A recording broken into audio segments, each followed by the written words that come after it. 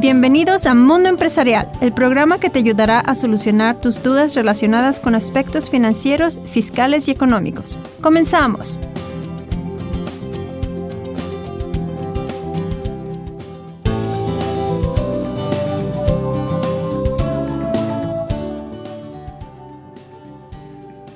Muy buenas tardes, tengan todos ustedes. Bienvenidos a su programa Mundo Empresarial de todos los miércoles. Hoy es 22 de septiembre de 2021 y estamos completamente en vivo.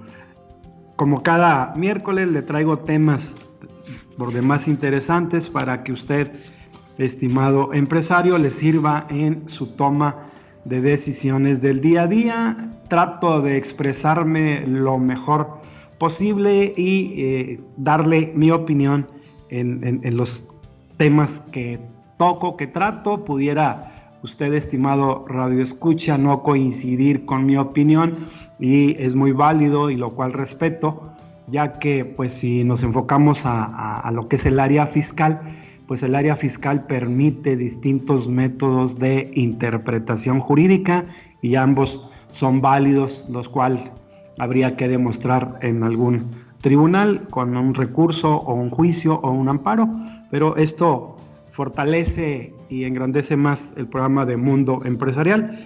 Envío un cordial saludo a la audiencia que está en las distintas vías de comunicación, y dicho sea de paso, le comparto los teléfonos para que si gusta comunicarse con nosotros aquí en Cabina Saltillo, 844-309-3839, nuestros amigos de Región Laguna, 871-711-0064, en Facebook 104.1 FM Radio Universidad, en Twitter @XHUACS, escríbanos a nuestro correo electrónico que es contacto@narvaezconsultores.com, o bien escúchenos en nuestra página de internet que es uadecradio.com. Quiero iniciar con un tema que le quiero dar prioridad por la importancia del mismo, y me refiero a que en el mes de mayo de 2021 se publicó en la revista del Tribunal Fiscal y de Justicia Administrativa aquí en nuestro país, se publicó una tesis de jurisprudencia que ya fue aprobada, y está relacionada dicha tesis con la visita domiciliaria, y se refiere a que los visitadores están facultados para realizar recorridos físicos en los establecimientos, oficinas, locales, instalaciones, talleres, fábricas o bodegas ubicados en el domicilio señalado en la orden de visita. Quiero comentarle y hacer así como un panorama general, porque es importante tener en cuenta que existe esta jurisprudencia. En la jerarquía de las leyes en nuestro país, en primer lugar se encuentra la Constitución política. En segundo, los tratados internacionales para evitar doble tributación. En tercero, está las tesis de jurisprudencia. Y ya por último le siguen las leyes fiscales especiales, como sería la ley de impuesto sobre la renta, la ley del impuesto al valor agregado, etcétera, etcétera. Entonces la jurisprudencia está por encima de esas leyes fiscales especiales. Entonces, tanto usted como contribuyente, cuando hubiese una jurisprudencia a favor de usted como contribuyente, la va a ser válida. Esa jurisprudencia es ley, aun y cuando no esté contenida en la ley de impuesto sobre la renta o la ley de impuesto al valor agregado. No es necesario ya por ser jurisprudencia. Recuerde que se hace jurisprudencia cuando se resuelven 5 casos continuos en el mismo sentido.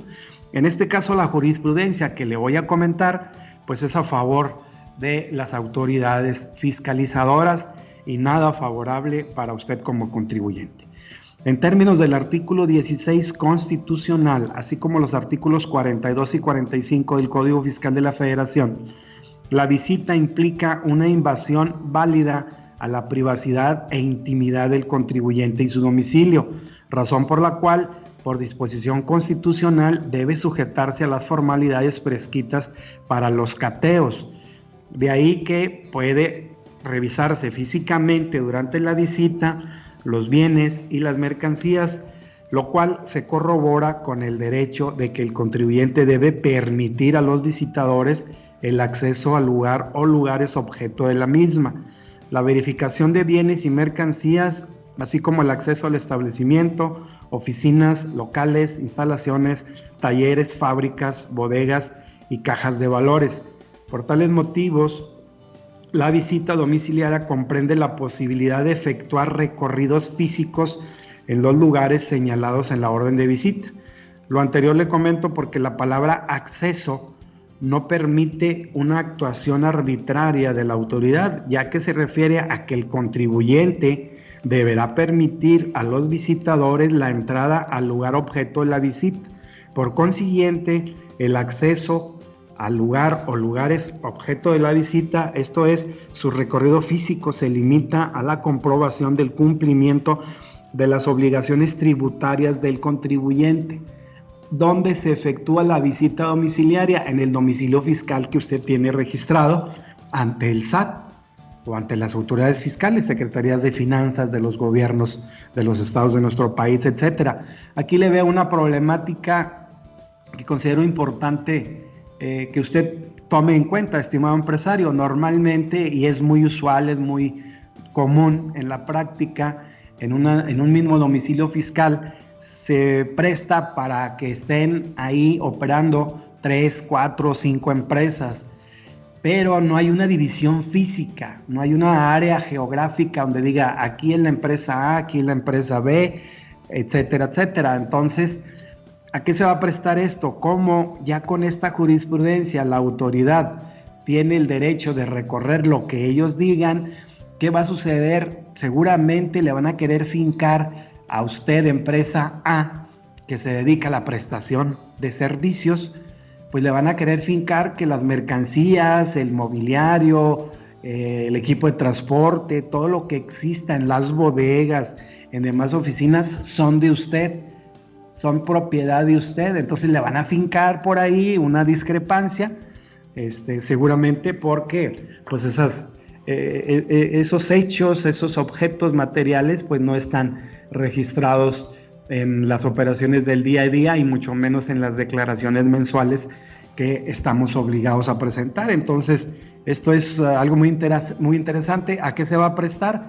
A que la carga de la prueba la tiene usted, estimado empresario, para desvirtuar de que esas mercancías no son de usted, que son de la empresa C, que pertenecen al mismo grupo, etcétera, etcétera. Entonces, demostrar es un problema administrativo y también un problema de que usted debe de contratar los servicios externos, obviamente, de un abogado fiscalista para interponer algún medio de defensa. Entonces, esta jurisprudencia sí que le da a la autoridad el sartén por el mango, pero no todo es mala noticia. Recuerda, la semana pasada tocaba un punto dentro del proyecto de reformas que vienen para el próximo año 2022 y el cual dicho proyecto está ahorita auscultándose, revisándose en la Cámara de Diputados.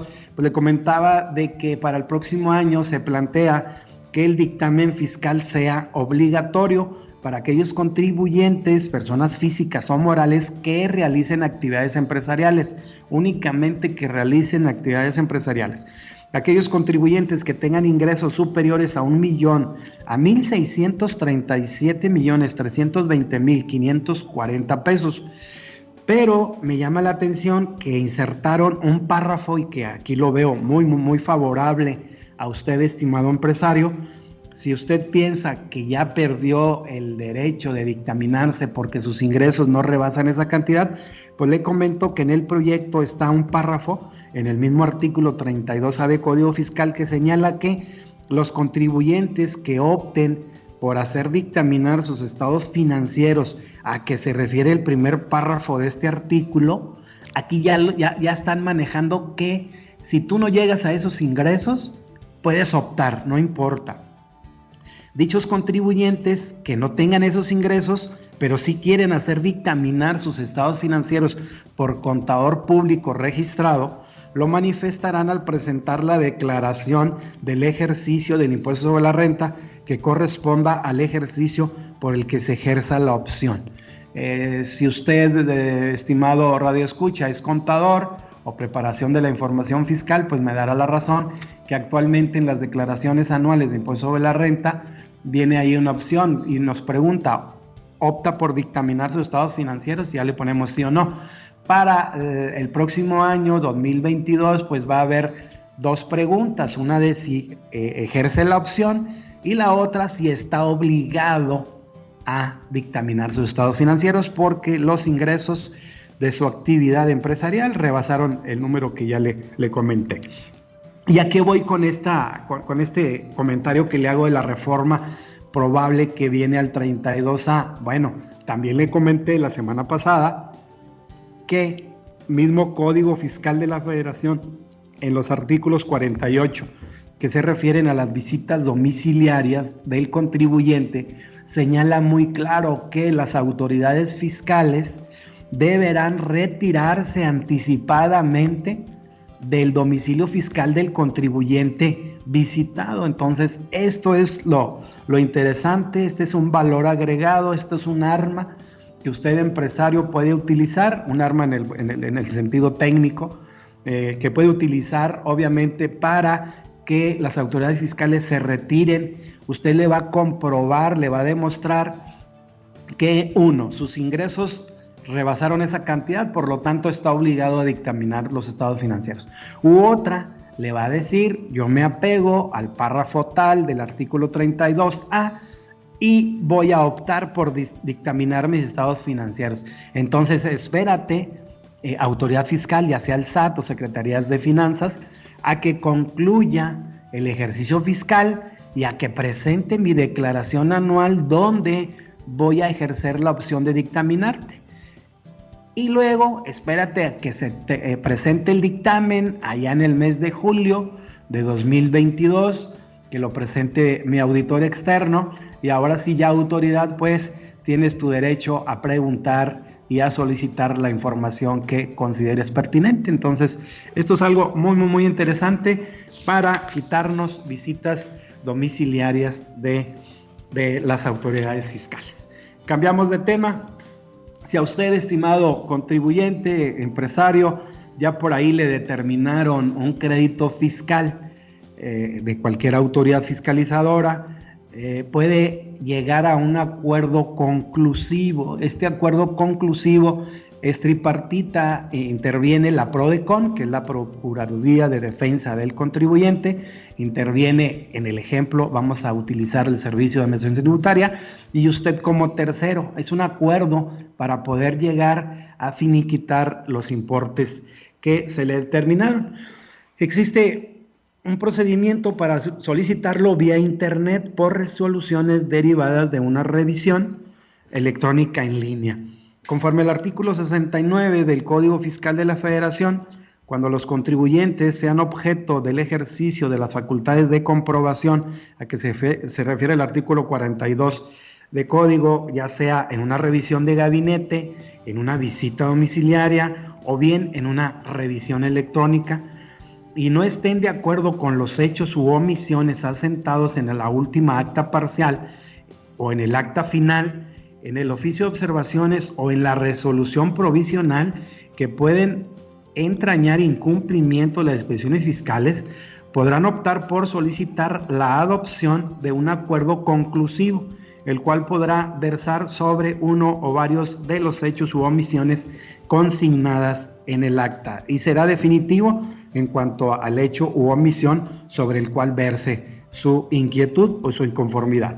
Los contribuyentes podrán solicitar la adopción del acuerdo conclusivo en cualquier momento a partir de que dé inicio el ejercicio de facultades de comprobación y hasta dentro de los 20 días hábiles siguientes a aquel en que se haya levantado el acta final o notificado el oficio de las observaciones o la resolución provisional, según sea el caso, siempre que la autoridad revisora ya hubiera hecho una calificación de hechos u omisiones.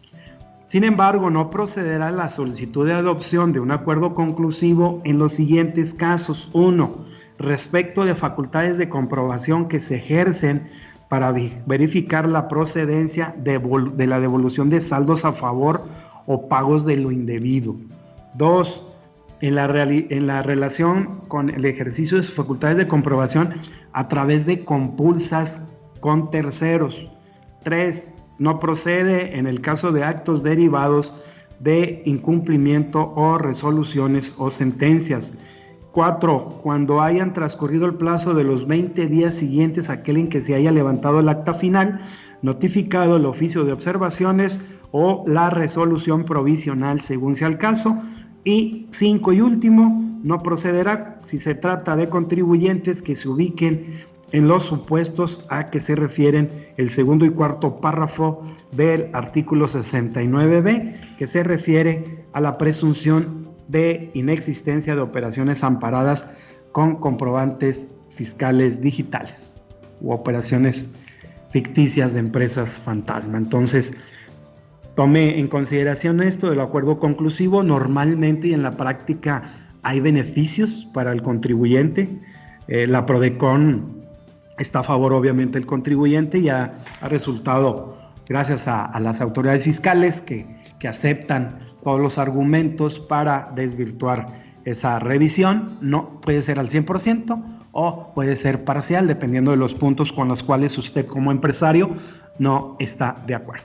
Acompáñenme a una pausa musical y continuaremos con darle respuesta a una pregunta de nuestros radioescuchas que es muy importante compartirla con usted. Continuamos. Ya regresamos a Mundo Empresarial por Radio Universidad.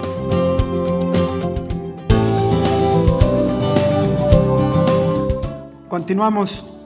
La pregunta a la cual voy a dar respuesta se refiere a la contabilidad electrónica a la cual los contribuyentes están obligados a presentar dentro del mes siguiente a su vencimiento. Y la pregunta dice así: si una persona moral puede sustituir el archivo de la balanza de comprobación enviada al SAT correspondiente a julio de 2021 por una modificación que realizó para subsanar un error. Le comento, estimado radioescucha, sí, por lo que sí se puede, es viable, es válido y está permitido. De acuerdo con el artículo 28, fracción tercera del Código Fiscal de la Federación, dispone que las personas que de acuerdo con las disposiciones fiscales estén obligadas a llevar contabilidad estarán a lo que señala la fracción tercera, y señala que los registros o asientos que integran la contabilidad se llevarán en medios electrónicos conforme lo establezcan el reglamento del código y las disposiciones de carácter general que emita el SAT. La documentación comprobatoria de dichos registros o asientos deberán estar disponibles en el domicilio fiscal del contribuyente. Además, la regla 28116 de la resolución miscelánea para este año 2021 señala que para los efectos de los artículos 28, fracción tercera, que ya le comenté, y 33, apartado B del reglamento, los contribuyentes que estén obligados a llevar contabilidad y a ingresar de forma mensual su información contable a través del portal del SAT, excepto los contribuyentes que registren sus operaciones a través de aplicaciones electrónicas Mis Cuentas en el portal del SAT, deberán llevarla en sistemas electrónicos con capacidad de generar archivos en formatos XML y que contengan lo siguiente: un catálogo de cuentas utilizado en el periodo que se está informando, conforme a la estructura señalada en el anexo 24 del portal del SAT. A este se le agregará un campo con el código agrupador de cuentas del SAT contenido en el mismo anexo 24. Hay que anexar también la balanza de comprobación que incluyan saldos iniciales, movimientos del periodo y saldos finales de todas las cuentas de activo, pasivo, capital, resultados, ingresos, costos, gastos y resultado integral de financiamiento y cuentas de orden conforme al mismo anexo 24. Y tercero, otros los requisitos que hay que anexar son las pólizas y los auxiliares de cuenta de nivel mayor o subcuenta de primer nivel que incluyan el nivel de detalle con el que los contribuyentes realicen sus registros contables. Adicionalmente, la regla 2817 de la misma resolución miscelánea para este 2021 observa que para los efectos del artículo 28, fracción cuarta del Código Fiscal, los contribuyentes que estén obligados a llevar contabilidad y a ingresar de forma mensual su información contable a través del portal del SAT, excepto los contribuyentes que registren sus operaciones a través de mis cuentas, deberán enviar a través del buzón tributario, a través del portal Trámites y Servicios del portal del SAT, dentro de la opción denominada Trámites, conforme a la periodicidad y los plazos que se indican. Los archivos relativos a las reglas 2816 se presentarán conforme a los plazos siguientes. Las personas morales, excepto aquellas que se encuentren en el supuesto previsto en el inciso C de la fracción que ya le comenté, enviarán en forma mensual su información contable a más tardar en los primeros 3 días del segundo mes posterior al mes que corresponda la información que se está enviando. Como consecuencia de la validación por parte de la autoridad, esta determina que los archivos que contienen errores informáticos se enviará nuevamente el archivo conforme a lo siguiente. Los archivos podrán ser enviados nuevamente por la misma vía, a través de buzón tributario, tantas veces como sea necesario hasta que estos sean aceptados por la autoridad, a más tardar el último día del vencimiento de la obligación que corresponda. Y los archivos que hubieran sido enviados y rechazados por alguna causa informática se enviarán dentro de los 2 últimos días previos al vencimiento de la obligación que corresponda y podrán ser enviados nuevamente por la misma vía dentro de los 5 días siguientes a la fecha en que se comunicó a través del buzón tributario la anomalía. Los contribuyentes que modifiquen posteriormente la información de los archivos ya enviados para subsanar errores u omisiones, efectuarán la sustitución de estos a través del envío de los nuevos archivos dentro de los 5 días posteriores a aquel en que tenga lugar la modificación de la información por parte del contribuyente. Cuando los contribuyentes no puedan enviar su información por no contar con accesos a Internet, podrán acudir a cualquier administración desconcentrada de servicios al contribuyente, donde serán atendidos por un asesor fiscal que los apoyará en el envío de la información desde las salas de Internet. Los contribuyentes que modifiquen posteriormente la información de los archivos de la contabilidad ya remitidos para subsanar errores u omisiones, efectuarán la sustitución mediante el envío de los nuevos archivos dentro de los 5 días posteriores a aquel en que tenga lugar la modificación de la reformación por parte del contribuyente. Por consiguiente, le concluyo que una persona moral sí puede sustituir el archivo de la balanza de comprobación enviada al SAT correspondiente al mes de julio de 2021 por una corrección que realizó el contribuyente para subsanar un error dentro de los 5 días posteriores a aquel en que tenga lugar la modificación de la información por parte del contribuyente. Esto es muy, muy importante. Hablando el envío de la balanza de comprobación, le recomiendo, le reitero de que actualmente y en la práctica nos hemos enterado de que está requiriendo el SAT la presentación de la balanza de comprobación, de la contabilidad electrónica que coloquialmente le llamamos en la práctica. Lo invito a que revise si ya se presentó dicha información mes con mes, evitando así multas que puedan llegarle de una manera innecesaria. Y bien, hasta aquí los puntos que tenía preparados para compartir. Se despide de usted, Abraham Narváez Arellano. Que siga teniendo usted un excelente miércoles. Nos escuchamos, Dios mediante, el próximo miércoles. Saludos. El tiempo se ha terminado. No olvides que tenemos una cita todos los miércoles en punto de las 12 del mediodía para ayudarte a solucionar tus dudas relacionadas con el mundo empresarial. Solo por Radio Universidad 104.1 FM. Audio activa tus ideas.